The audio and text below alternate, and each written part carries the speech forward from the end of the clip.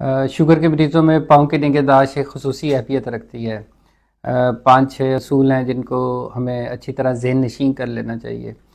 سب سے پہلی بات تو یہ ہے کہ شوگر کے مریضوں کو اپنے پیر کا معائنہ روزانہ کی بنیادوں پر کرنا چاہیے۔ پیر کا معائنہ نسبتاً ایک مشکل سا کام لگتا ہے، لیکن اگر ہم اس قسم کا ایک شیشہ اگر استعمال کر لیں جس کو اس طرح سامنے رکھ کے اور اس طرح کر کے ہم اپنے پاؤں کو دیکھ سکتے ہیں، تو پاؤں کا معائنہ بڑی آسانی سے گھر میں اتنے چھوٹے سے ایک شیشے سے ہو سکتا ہے۔ اور اگر اس پاؤں کے معائنے میں کہیں ہمیں پاؤں پہ زخم نظر آئے، کوئی چنڈی ہو، گٹھا ہو، اس صورت میں ہمیں اسے خود ڈیل نہیں کرنا چاہیے۔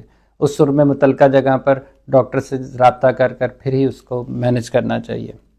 دوسرا جو اصول ہے وہ ناخن کاٹنے سے متعلقہ ہے۔ عام طور پر جب ہم ناخن کاٹتے ہیں تو ہم گولائی میں ناخن کو کاٹتے ہیں، لیکن ہم شوگر کے مریضوں کو یہ کہتے ہیں کہ انہیں گولائی کی بجائے اپنے ناخن جو ہے وہ سیدھی لائن میں کاٹنے چاہیے تاکہ جو نوکیں ہیں وہ باہر کی جانب نکلیں۔ یہ بات خصوصی طور پر پاؤں کے ناخنوں کے لیے ہے۔ تیسری بات یہ ہے کہ روزانہ کی بنیادوں پر ہمیں اپنے پاؤں اچھی طرح سے دھونے چاہیے اور اس کے بعد خشک کرنے چاہیے۔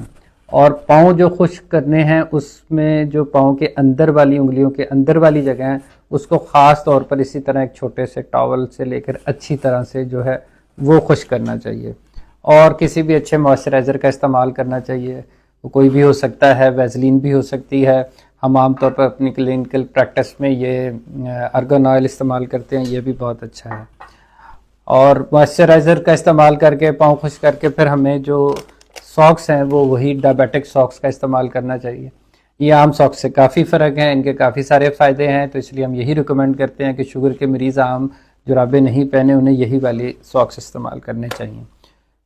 پھر جو جوتے کی بات ہے تو جوتا جو ہے وہ چوڑے منہ کا ہونا چاہیے، کمفرٹیبل ہونا چاہیے، اور جب بھی ہم اس جوتے کو استعمال کریں تو استعمال کرنے سے پہلے ایک دفعہ اچھی طرح سے جھاڑ لیں۔ اس جھاڑنے کے پیچھے وجہ یہ ہے کہ اگر کوئی جوتے کے اندر کوئی ذرہ، کوئی کنکرا ایسی چیز رہ گئی جس کا ہمیں پتہ نہ لگے اور اس پر ہم چلتے رہیں وہ جوتا پہن کے، تو پھر کوئی زخم اور چیز ہو سکتی ہے۔ تو یہ 4-5-6 چیزیں ایسی ہیں، اصول ایسے ہیں کہ اگر ہم انہیں ذہن نشین کر لیں اور ان پر عمل کریں تو ہم آئندہ آنے والے بہت سارے پاؤں کے مسائل سے شوگر کے مریض بچ سکتے ہیں۔